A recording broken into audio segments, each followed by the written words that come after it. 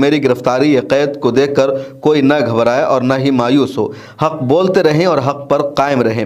اسلام اور بانی اسلام رسول پاک صلی اللہ علیہ وسلم کی عزت اور حقانیت سے بڑھ کر ہماری جان بھی نہیں ہے۔ اپنے ملک ہندوستان سے ہمیں محبت، بے پناہ محبت ہے، لیکن وفاداری ثابت کرنے کے لیے کسی کی چاپلوسی کی ضرورت نہیں ہے۔ وقت آ پڑے تو اس ملک کے لیے ہماری جان بھی حاضر ہے۔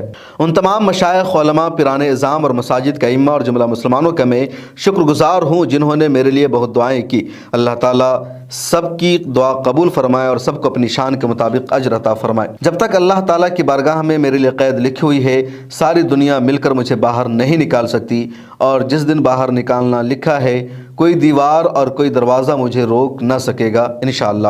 ان کا 5واں پیغام ہے وَيَمْسَسْكَ اللَّهُ بِضُرٍّ فَلَا كَاشِفَ لَهُ إِلَّا هُوَ وَيُرِدْكَ بِخَيْرٍ فَلَا رَادَّ لِفَضْلِهِ يُصِيبُ بِهِ مَن يَشَاءُ مِنْ عِبَادِهِ وَهُوَ